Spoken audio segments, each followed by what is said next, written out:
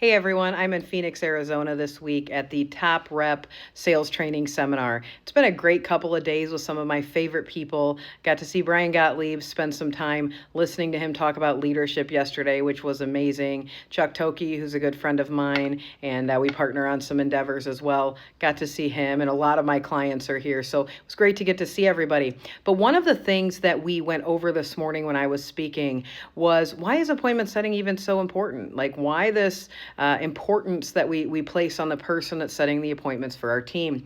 Well, mainly because it costs you money to not have that person trained properly, or to not have someone in that seat that their main focus is fielding leads and setting appointments.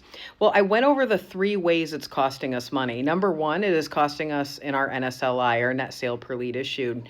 Every time you have a slot on your calendar for your sales team and we don't have a lead in that slot, that perceived value of that time slot is your company's NSLI. So if your NSLI, your net sale per lead issued, is $3,500, every time one of those time slots goes unfilled, okay, it's costing you $3,500. So it's very important that we have someone who has a great deal of urgency fielding the leads, that wants to make sure the calendar is full. We have to incentivize them to do that. That's another video. The other way that it's costing you money is, let's say they mess up 1 lead a day. Let's say, everyone's human, no one's going to be perfect, but let's say there's 1 lead a day that's qualified but doesn't get set on our calendar for whatever reason. Objection handling, customer decides they'll call us back later, which is, again, objection handling. That, even if those form fills or those phone calls, if those are costing us, $50 a piece, let's just give it a round number. At the end of the year, that's $13,000 if your call center is open 5 days a week. You're losing $13,000 by not scheduling all the appointments that you possibly could. The other way it's costing us money is, think about the thousands and sometimes millions of dollars that we are spending on marketing to drive leads into the business. Then we want to hand them over to somebody we're paying $12 an hour that has 3 other additional jobs other than fielding leads.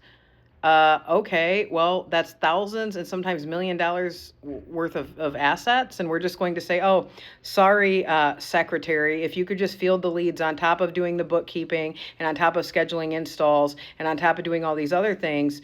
And then we wonder why it is we don't have a full calendar, why we're spending money on all these leads and not all of them are ending up on the calendar, right?